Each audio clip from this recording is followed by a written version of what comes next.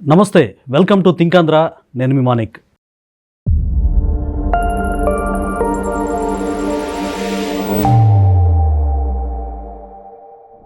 మనతో పాటు ఉన్నారు ప్రముఖ రాజకీయ సామాజిక విశ్లేషకులు అఫ్సాన్ రాయేష్ గారు. నమస్కారం సార్. నమస్కారం సార్, ప్రజెంట్ ఆంధ్రప్రదేశ్లో ముఖ్యంగా సమస్యలు పరిష్కారం కాని శాఖలు రెండు ఉన్నాయి. అది ముఖ్యంగా రెవెన్యూ శాఖ, పోలీస్ శాఖ. మనం రెవెన్యూ శాఖ తీసుకుంటే 70% ఫిర్యాదులు రెవెన్యూ శాఖకు సంబంధించి వస్తూ ఉన్నాయి. గతంలో జగన్మోహన్ రెడ్డి గారు చేసిన నిర్వాహకం కావచ్చు, ఇవన్నీ కూడా. అయితే నిషేధిత భూముల విషయంలో కావచ్చు, రీసర్వేల విషయంలో కావచ్చు, ఆర్ఓఆర్ సమస్యలు కావచ్చు, రైతులు కూడా తీవ్రంగా ఇబ్బంది పడతా ఉన్నారు. ఎంఆర్ఓలు కానీ వీఆర్ఓ స్థాయికి ఎవ్వరు కూడా వర్క్ చేయట్లేదు. మరి రెవెన్యూ మంత్రి మీద కూడా విమర్శలు వస్తూ ఉన్నాయి. అసలు ఈ రెవెన్యూ శాఖ ప్రక్షాళన జరుగుద్దా? ప్రభుత్వం వచ్చి 18 నెలలు అయినా కానీ కూటమి ప్రభుత్వం ఇంకా మా సమస్యలు పరిష్కృతం కావట్లేదని సామాన్య ప్రజలు చాలా వేదన పడతా ఉన్నారు. దీనిపై మీ అభిప్రాయం ఏంటి? 2024 మే 13 ఎన్నికలు జరిగాయి. అవును. ఆ ఎన్నికలకి ఒక 3-4 రోజుల ముందు నుంచి, ముఖ్యంగా మే 11వ తారీఖు తెల్లవారుజాము నుంచి మే 13వ తారీఖు పోలింగ్ అక్కడ బిగిన్ అయ్యే వరకు హైదరాబాద్ నుంచి, అటు బెంగళూరు నుంచి, చెన్నై వైపు నుంచి ఆంధ్రప్రదేశ్ రాష్ట్రంలోకి వచ్చే ప్రతి రహదారి కూడా వాహనాలతో కిక్కిరిసిపోయి లక్షలాది మంది ఆంధ్ర ప్రాంతంలో ఓట్లున్న వివిధ ప్రాంతాల్లో నివసిస్తున్న ప్రజలు తరలిల్లి ఓటేశారు. Yes, correct. దానికి కారణం ఏంటి అంటే, ఆల్మోస్ట్ ఒక 2 సంవత్సరాల ముందు నుంచి జగన్మోహన్ రెడ్డి ప్రభుత్వంలో అతను తీసుకుంటున్న కొన్ని విధానపరమైన నిర్ణయాలు. ఉదాహరణకి సమగ్ర సర్వే అని చెప్పని ఒక మొత్తం భూములన్నీ మళ్ళీ తిరిగి మేము సర్వే చేయబోతున్నాం. అప్పుడెప్పుడు బ్రిటిష్ ఇండియాలో సర్వే చేశారు, మళ్ళీ మేమే ఆ సర్వేకి పూనుకుంటున్నాము అని చెప్పని జగన్మోహన్ రెడ్డి గారు ఈ సర్వే ప్రక్రియ మొదలుపెట్టారు. ఈ సర్వే ప్రక్రియ మొదలుపెట్టి రైతులకి హద్దు రాళ్ళు వేశారు. సహజంగా ఇప్పుడు మీరు స్వయంగా ఒక అరెకరం భూమి మీ ఊళ్ళో కొనుక్కున్నారనుకో, లేదంటే మీ నాన్నగారి నుంచో మీ తాతగారి నుంచో మీకు ఒక వారసత్వంగా ఒక అరెకరం భూమి వచ్చింది. ఆ భూమికి హద్దురాళ్ళు ఉంటాయి, డెఫినెట్లీ ఉంటాయి. ఆ భూమికి ఉన్న హద్దురాళ్ళ మీద ఏ రాష్ట్ర ముఖ్యమంత్రి బొమ్మనుందా? లేదు. కానీ జగన్మోహన్ రెడ్డి మొట్టమొదటగా ప్రజలకు సంబంధించిన ప్రైవేట్ ఆస్తుల హద్దురాళ్ళ మీద ఆయన బొమ్మ ముద్రింపజేసుకున్నాడు. అవును, కరెక్ట్. అలాగే ప్రజలకు సంబంధించిన పాస్బుక్ల మీద ఆయన బొమ్మ ముద్రింపజేసుకున్నాడు. ప్రభుత్వ సర్వే రికార్డ్స్ మీద ఆయన బొమ్మ ముద్రింపజేసుకున్నాడు. ఎందుకు సార్? దీని వెనకాల ఏంటి అసలు ఆన్సర్? అంటే ఆ రోజుల్లో ఆ ప్రచార ఆర్భాటం ఎంత పీక్ చేరిందంటే, హాస్పిటల్స్లో క్లినికల్ టెస్టులు చేయించుకుంటే ఇచ్చే ల్యాబ్ రిపోర్ట్ల మీద కూడా ముఖ్యమంత్రి photo, except death certificate. Death certificate మీద కూడా ఎందుకనో చిరునవ్వులు చిందిస్తా ఆయన ఫోటో వేయించుకోవాలా, మిగిలిన అన్నిటి మీద ఆయన ఫోటోలు వేయించుకున్నాడు. దీంతో ప్రజల్లో ఒక రకమైన అనుమానాలు. ఈ సమగ్ర సర్వేలో కూడా ఏం చేశాడు, ఇప్పుడు మీకు ఒక ఎకరం మీరు కొనుక్కున్నారు. సహజంగా ఏంటంటే మనకి తెలంగాణ ప్రాంతంలో కానీ కొన్ని బంజరు భూములు ఉన్న ప్రాంతాల్లో ఒకే సర్వే నెంబర్ విస్తీర్ణం పెద్దవి ఉంటాయి. అవును. కానీ గ్రామీణ ప్రాంతాల్లో మామూలుగా రైతులు చిన్న కమతాలు ఉంటాయి. ఈ చిన్న కమతాలు ఉన్నప్పుడు సర్వే నెంబర్ బైఫర్గేట్ అని అవుద్ది, లేదు అని అంటే 2-3 సర్వే నెంబర్లు 2-3 రైతులకి డివైడ్ అయి ఉంటాయి. ఆ డివైడ్ అయి ఉండే క్రమంలో వీళ్ళు ఏం చేశారు, ఈ సర్వే చేసి ఒక్కో సర్వే నెంబర్ మొత్తాన్ని ఆ బైఫర్గేట్ అయిన దాన్ని ఆ పక్క రైతు దాంట్లో కలిపేశారు ఆన్లైన్లో. ఇప్పుడు మీరు కొనుక్కున్నదైతే మీరు ఎవరి దగ్గర కొనుక్కున్నారో వాళ్ళది లింక్ డాక్యుమెంట్ మీకు ఉంటుంది, మీకైన సేల్ డీడ్ మీకు ఉంటుంది, ప్రభుత్వం ఇచ్చిన పాస్బుక్ మీకు ఉంటుంది, రెవెన్యూ రికార్డులో అడంగల్లో మీ పేరు ఉంటుంది. మీరు భూమిలో సాగు చేసుకుంటా ఉన్నారు, ప్రతి సంవత్సరం మీరు చెల్లిస్తున్న శిస్తు రసీదులు మీకు ఉంటాయి. ఇన్ని ఉన్నా సరే వీళ్ళు ఆన్లైన్లో ఎక్కించేటప్పుడు ఈ వీటిని పరిగణలోకి తీసుకోకుండా వాళ్ళు తప్పుగా మీ సర్వే నెంబర్ని పక్క వాళ్ళ దాంట్లో నమోదు చేస్తే తప్పు చేసింది వాళ్ళు, మీరు కాదు. ఓకే. కానీ వాళ్ళు చేసిన తప్పు పర్యవసానం ఏమవుద్దంటే, ప్రభుత్వం నుంచి వెల్ఫేర్ స్కీమ్స్ వస్తాయి. జగన్మోహన్ రెడ్డి హయాంలో రైతు బంధు అని, ఇప్పుడు అన్నదాత సుఖీభవ అని చెప్పని. మీరు శిస్తు చెల్లించడానికి వెళ్ళారో, లేదు మీరు ఏదైనా అవసరం రీత్యా దీన్ని బ్యాంకులో మార్ట్గేజ్ చేయాలనుకున్నారో, లేదు దీన్ని అమ్మాలనుకొని రిజిస్టర్ ఆఫీస్కి వెళ్ళారు. ఇప్పుడు కొత్తగా ఏంటంటే ఈ ఆన్లైన్లో రెవెన్యూ రికార్డ్స్ మ్యాచ్ చేసుకున్నా కానీ ట్రాన్సాక్షన్ చేయట్లా. అక్కడ ఈ సర్వే నెంబర్ పక్కడ దాంట్లో పడిపోయి ఉంటుంది కదా. అవును. మీ డాక్యుమెంట్లో ఉన్న సర్వే నెంబర్ మీ పేరిట ఆన్లైన్లో రిఫ్లెక్ట్ అవ్వదు, దాంతో మీకు సమస్యలు తలెత్తుతాయి. చాలా ప్రాబ్లం అయిపోతుంది. ఇవి జగన్మోహన్ రెడ్డి హయాంలో సృష్టించబడ్డ సమస్యలు. వీటికి తోడు అదనంగా ఆ రోజుల్లో ల్యాండ్ టైటిలింగ్ యాక్ట్ అని చెప్పని ఇంకొక దుర్మార్గపరమైన చట్టాన్ని ప్రతిపాదించాడు. దాంతో ఎన్నికలకు ముందు ప్రజల్లో ఒక రకమైన భయకంపితులు అయిపోయారు. ఇప్పుడు బయట ప్రాంతాల్లో ఉద్యోగాలు చేసుకునే ప్రతి ఒక్కళ్ళకి కూడా కుటుంబాలు అక్కడ ఉన్నాయి, వాళ్ళ మూలాలు అక్కడ ఉన్నాయి, వారసత్వంగా దక్కిన ఎకరమో 1/2 ఎకరమో 10 ఎకరాలో ఎంతో కొంత భూములు ఉన్నాయి. ఏది కాదంటే గ్రామీణ ప్రాంతాల్లో 4 సెంట్లు ఇళ్ల స్థలం అన్న ఉంది. వీళ్లే కాదు, ఇవాళ దళితులకి గిరిజనులకి ప్రభుత్వాలు ఇచ్చిన 3-5 సెంట్లు ఇళ్ల స్థలాలు ఉన్నాయి. డిస్ప్యూట్ చేయాలంటే వాటిని కూడా చేయొచ్చు. అంటే అది మా ఊర్లో జరిగింది సార్. నిషేధిత భూములు ఎవరైతే ఇప్పుడు అసైన్డ్ భూములు ఉంటాయి మొత్తం కూడా సంబంధిత రెడ్లు కొనేశారు. అది ఇప్పుడు దళితులకి అసలు ఇప్పుడు భూమి లేదు. చాలా అంటే ఇవాళ అసైన్మెంట్ ల్యాండ్ కొనుక్కోవడం కూడా ఒక ఇష్యూ. ఇప్పుడు ఎలా అంటే ఆ ల్యాండ్ టైటిలింగ్ యాక్ట్ ఎటువంటి దుర్మార్గకరమైన ప్రతిపాదన అంటే, ఇప్పుడు ఇందాక నేను చెప్పా కదా, మీకున్న హక్కు, అవును, మీ లింక్ డాక్యుమెంటు, మీ డాక్యుమెంటు, మీ పాస్బుక్, ఇవన్నీ మీకున్న హక్కుని ఎస్టాబ్లిష్ చేస్తూ ఉంటాయి.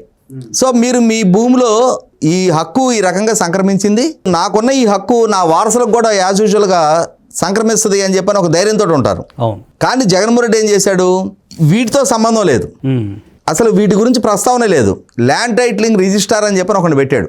ఓకే, అంటే సృష్టించబడ్డ దానికి కూడా ఏంటి, అంతకు ముందేమో ఎనీ ఆఫీసర్ అంటే any officer can be appointed as land titling registrar. Okay, ఆ రిజిస్ట్రీ వాడు హోల్డ్ చేస్తూ ఉంటాడు అని చెప్పని ఉంది. ఓకే, తర్వాత దానికి సవరణ చేసి any person can be appointed అని చెప్పని మార్పు చేశారు. అంటే పూర్తి దుర్వినియోగానికి ఆస్కారం. అంటే ఎనీ ఆఫీసర్ అంటే ఎవరో ఒక ప్రభుత్వ అధికారి ఉంటాడు, ఎనీ పర్సన్ అంటే వాళ్ళ పార్టీ కార్యకర్తలు, అవును, వాళ్ళని నామినేట్ చేస్తారు. దానికి వాడికి ఏం అవగాహన ఉంటుందో తెలీదు. వాడేం చేస్తాడు, మీరు నా హక్కు ఇది, నాకున్న డాక్యుమెంట్స్ ఇవి అని చెప్పని మీరు వెళ్ళి ఆ రిజిస్ట్రీలో మీ ఆస్తి నమోదు చేయించుకోవాలి. ఎంత దౌర్భాగ్య పరిస్థితి. మీరు నమోదు చేయించుకోవాలి. ఇక్కడ ఏమవుద్ది, నా బోటాడు ఎవడో ఉంటాడు ఆ ఊళ్ళో లిటిగెంట్. ఇప్పుడు ఊర్లో పెద్దవాళ్ళు ఉంటారు, ఆస్తులు కలిగిన వాళ్ళు, లేదంటే అసలు ఆ ఊర్లోనే ఎవరు లేరు, వాళ్ళ పిల్లలందరూ ఎప్పుడో మైగ్రేట్ అయిపోయి వివిధ ప్రాంతాల్లో స్థిరపడ్డారు, ఇక్కడ భూములు కలిగి ఉన్నారు, ఎవరికో కౌలుకిచ్చుకొని ఆ ఫలసాయం పొందుతూ ఉంటున్నారు, వాళ్ళు ఎవరో పర్యవేక్షిస్తూ ఉంటారు, వాళ్ళు ఎక్కడో వైట్ కాలర్ జాబులు చేసుకుంటూ ఉంటున్నారు, ఇక్కడికి వచ్చి లిటిగేషన్ వాళ్ళు హ్యాండిల్ చేయలేరు. అందుకని నా బోటాడు ఏం చేస్తాడంటే ఆ రిజిస్టార్ దగ్గరికి వెళ్ళి ఈ ఆస్తిలో నాకు కూడా క్లెయిమ్ ఉందని చెప్పి నేను ఒక ఫిర్యాదు ఇస్తా. ఫిర్యాదు ఇగానే ఆస్తి ఎత్తి డిస్ప్యూట్ రిజిస్టర్ అని ఒకటి ఉంటుంది, దాంట్లో ఎత్తి రాస్తారు. ఇక డిస్ప్యూట్ రిజిస్టర్ లో కనుక ఎంటర్ అయితే మీరు అమ్మాలనుకున్నప్పుడు అమ్మలేరు దాన్ని. పూర్తిగా నాకు ఏ హక్కు లేదు దాని మీద. కానీ మీ ఇన్నోసెన్స్ ని, మీరు గతంలో లాగా ఈ ఊళ్ళలో కలబడే స్టేజ్లో లేని, ఎక్కడో చదువుకొని మీరు ఎక్కడో ప్రశాంతమైన జీవనం గడుపుతున్న దాన్ని అడ్వాంటేజ్కి తీసుకొని నాబోటి ఒక లిటిగెంట్ దాన్ని సృష్టిస్తాడు డిస్ప్యూట్ని. ఆ డిస్ప్యూట్ సృష్టిస్తే మీరు ప్రతి 3 నెలలకు ఒకసారి మీది అసలు ల్యాండ్ టైటిలింగ్ రిజిస్టర్లో ఉందా, డిస్ప్యూట్ రిజిస్టర్లో ఉందని మీరు వెరిఫై చేసుకోవాలి. ఒక రకంగా ఎంతో ఇబ్బందికరంగా సార్. మీరు వెరిఫై చేసుకోవాలి. చేసుకోలేదనుకో 2 సంవత్సరాల తర్వాత, 2 సంవత్సరాల పాటు మీరు కనుక ఇప్పుడుంది, వాళ్ళు ఎక్కడో అమెరికాలో ఉంటున్నారు, యూకేలో ఉంటున్నారు, భూములు ఊళ్ళల్లో ఉన్నాయి, ప్రతి సంవత్సరం నమ్మకమైన వాడికి కౌలుకిచ్చుకుంటా ఉన్నారు. ఇక్కడ ఈ కౌలుకిచ్చుకున్న వ్యక్తులే వీళ్ళ పేరు మీద తహసీలు కట్టేసి మిగిలిన డబ్బులు వాళ్ళకి పంపిస్తూ ఉంటారు. ఆ నమ్మకమైన వ్యవస్థ వాళ్ళు ఉంది గ్రామీణ ప్రాంతాల్లో, దశాబ్దాలకు అదే కొనసాగుతూ ఉంది. లేదంటే వీళ్ళ వేలు విడిచిన బంధువు ఎవరు ఉంటారు, అతను పర్యవేక్షిస్తుంటాడు, ప్రశాంతంగా నడుస్తూ ఉంది. అలా కాకుండా ఇప్పుడు ఎక్కడో కెరీర్లో బిజీగా ఉన్నావు, అరే ఇంతకు ముందులాగానే మన ఆస్తులు ఎవరో కబ్జా చేస్తారులే అని చెప్పని నమ్మకంతో ఉంటే 2 సంవత్సరాలు కనుక వాళ్ళు అబ్జెక్షన్ ఎరైజ్ చేయకుండా ఉంటే, సార్ నా ఆస్తి అయితే డిస్ప్యూట్ రిజిస్టర్లో రాశారు, అతనికి ఏం సంబంధం లేదు, నాకు ఉన్న హక్కు ఇది, అతను ఏంటో తీసుకురమ్మండి అని చెప్పని మీరు ఛాలెంజ్ చేయాలి డిస్ప్యూట్ రిజిస్టర్ దగ్గర. మీరు ఛాలెంజ్ చేయలేదు అని అంటే 2 సంవత్సరాల పాటు కనుక మీరు రెస్పాండ్ అవ్వలేదంటే ఆస్తి అతనికి ఇచ్చేస్తారట. ఇది అంత దుర్మార్గం, అన్యాయం. అప్పుడు మీరేం చేయాలి, మామూలు పరిస్థితులు అయితే ఏం చేయాలి, మీకున్న ఆప్షన్ ఏంటి, ఎంఆర్ఓ గారిని అప్రోచ్ అవుతాం, కోర్టుకు వెళ్ళాలి. రెవెన్యూ డిపార్ట్మెంటే చేసింది కాబట్టి ఇక ఎంఆర్ఓ ఇది కాదు, ఫస్ట్ కోర్టుకు వెళ్ళాలి. పైగా మీరు అన్నట్టు యూకేలో అమెరికాలో ఉంటే ఆ వ్యక్తి 2 సంవత్సరాలు రాలేకపోవచ్చు. అదే అంటున్నా, ఇవాళ ఉన్న ఈ నమ్మకమైన వ్యవస్థని చెల్లాచెదురు చేసేసే లక్ష్యంతో పెట్టారు. కోర్టుకు వెళ్ళాలి.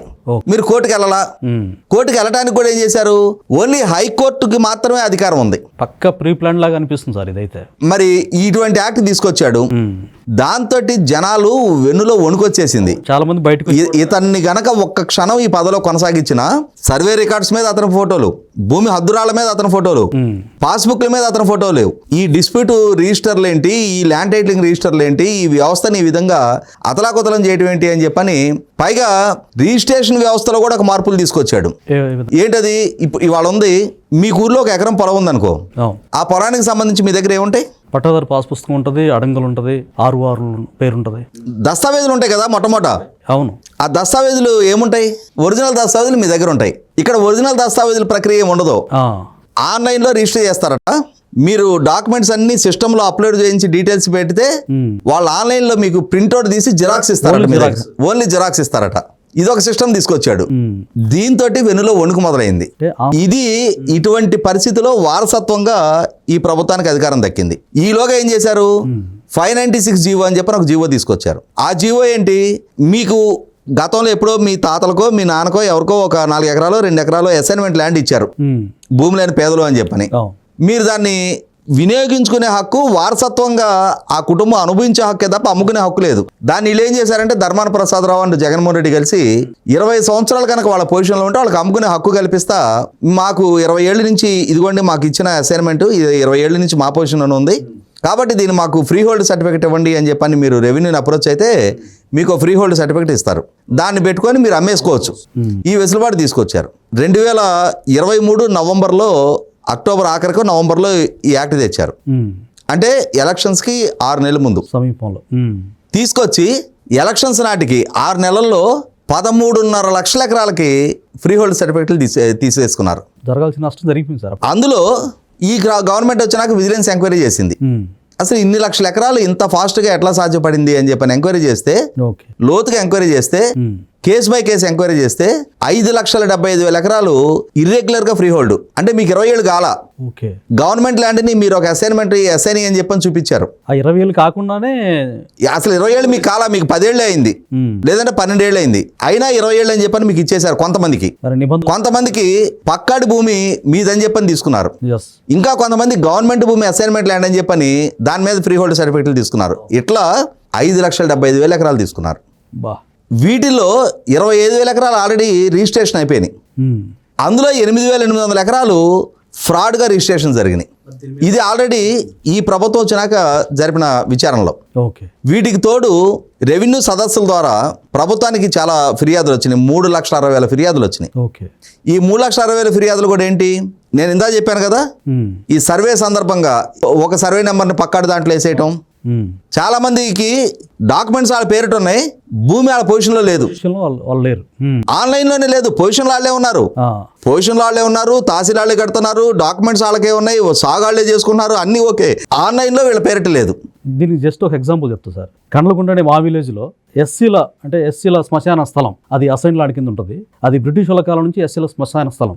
సంబంధిత వ్యక్తులు అక్కడ రాజకీయంగా చోట నాయకులు కబ్జా చేసి పట్టాదారు పాస్ పుస్తకాలు తెచ్చుకొని బ్యాంకులో పెట్టుకుని డబ్బులు తీసుకున్నారు. ఇప్పుడు మొన్న నేను ఆర్టీఐ వేస్తే ఎంఆర్ఓ గారు అక్కడికి వెళ్ళి హడావిడిగా ఇది మీరు చేస్తున్నారని, మీరు ఎక్కువ ఫైట్ చేయొద్దు, మీ ప్రాణాలకి ప్రమాదం చెప్పారు.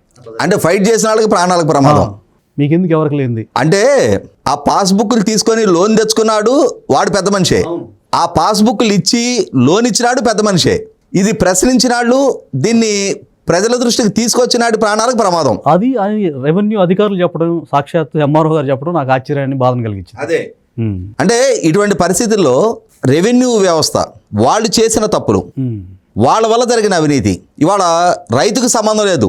ఆన్లైన్లో ఈ సర్వే నెంబర్లు ఒకరి దాంట్లో నమోదు చేసే క్రమంలో దాన్ని రిజాల్వ్ చేయాలంటే ఏం చేయాలి, నాకు అన్ని హక్కులు డాక్యుమెంటల్ ఎవిడెన్స్ నా దగ్గర ఉంది, కానీ ఆన్లైన్లో మీరు తప్పుగా నమోదు చేశారు, దీన్ని సరిచేయండి అని అంటే మనం సర్వేకి అప్లికేషన్ పెట్టుకోవాలి.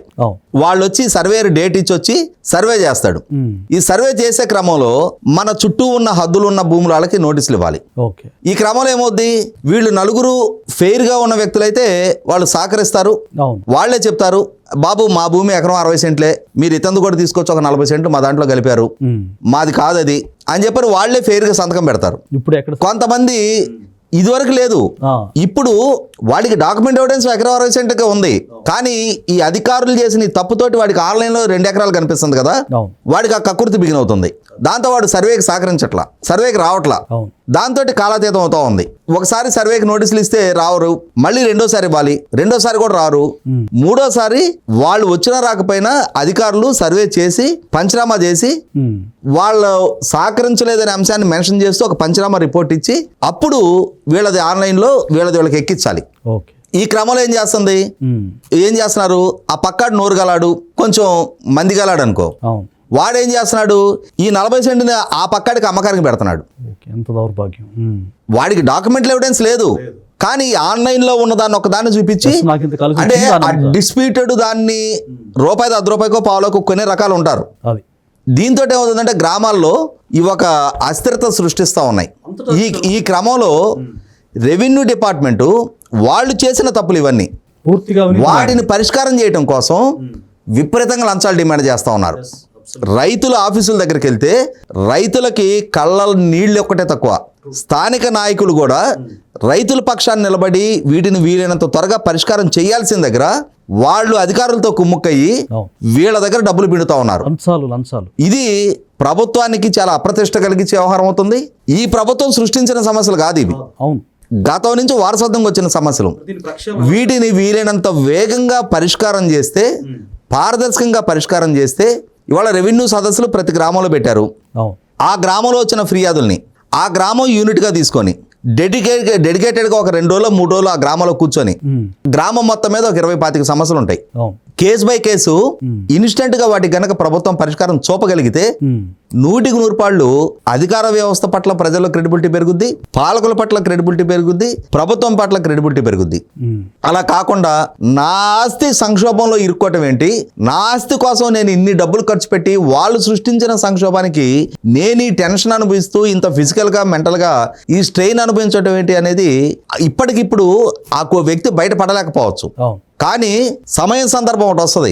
ఎన్నికలు వచ్చి లోపలికి వెళ్ళి ఆ తెరచాటుకి వెళ్ళి ఆ ఈవీఎం నొక్కే క్రమంలో అతను ఎదుర్కొన్న ఈ కష్టం నష్టం అతనికి ఆ నిమిషాన్ని మైండ్లో రిజిస్టర్ అయి ఉంటుంది. కాబట్టి ఈ విషయంలో చంద్రబాబు నాయుడు గారు పదే చెప్తున్నారు. రెవెన్యూ డిపార్ట్మెంట్ గురించి పదే ఫిర్యాదులు వస్తూ ఉన్నాయి, రెవెన్యూ డిపార్ట్మెంట్ సరిగ్గా స్పందించడం లేదు అని చెప్పని. బొప్పరాజు వెంకటేశ్వర్లు ఉంటాడు, రెవెన్యూ ఉద్యోగుల సంఘ నాయకుడు. అతను హక్కుల గురించి తెగ ఉపన్యాసాలు ఇస్తూ ఉంటాడు. మాకు ఇవి రావాలి ప్రభుత్వం నుంచి, అవి రావాలి అని చెప్పి. మొట్టమొదట మీ విభాగం ప్రజలు కట్టిన పన్ను నుంచి జీతం తీసుకుంటున్న ప్రభుత్వోద్యోగులు. You are appointed to serve the people, అంతేగాని ప్రజలనైతే నాట్యం చేయడానికి మిమ్మల్ని అపాయింట్ చేయరా. కరెక్ట్. అసలు సర్వ్ చేయడానికి అపాయింట్ చేయబడ్డారన్న అంశాన్ని మర్చిపోయారు. మొట్టమొదట మీ ఉద్యోగులని విధులు సక్రమంగా చేయమని చెప్పండి, బాధ్యతలు సక్రమంగా నిర్వర్తించమని చెప్పండి. ఆ తర్వాత ప్రభుత్వం నుంచి మీకు సంబంధించిన సమస్యల గురించి మీరు ప్రస్తావిస్తే సమాజం కూడా మీకు అండగా నిలబడుద్ది. అలా కాకుండా ఇవాళ సమాజాన్ని ఈ రకంగా పీల్చి పిప్పి చేస్తే సమాజం మిమ్మల్ని చూసి అసహించుకునే పరిస్థితులు ఉత్పన్నం అవుతున్నాయి. ఇవాళ తెలంగాణలో విసిగి వేసారి ఒక ఎంఆర్ఓ మీద ఒక రైతు పెట్రోల్ పోసి తగలబెట్టాడు. ఎంత ఫ్రస్ట్రేషన్కి వస్తే ఆ పరిస్థితులు జరుగుంటాయి. ఇవి వాంఛనీయం కాదు. కానీ వాంఛనీయం కాకుండా చూసుకోవాల్సిన బాధ్యత కూడా ప్రభుత్వోద్యోగులుగా ప్రజలు కట్టిన పన్ను నుంచి సమాజానికి సేవకులుగా ఉన్న ఉద్యోగులు రిలీజ్ అవ్వాల్సిన అవసరం ఉంది. ఇవాళ ఈ ఉద్యోగులకు సంబంధించిన ఏ అంశం అపరిష్కృతంగా ఉన్నా సరే అవి త్వరగా పరిష్కరించమని చెప్పని మాలాంటి వాళ్ళని గొంతెత్తి మాట్లాడతాం. అదే క్రమంలో మీ విధుల నిర్వహణ విషయంలో కూడా బాధ్యతాయుతంగా వ్యవహరించి తీరాలి. Thank you sir.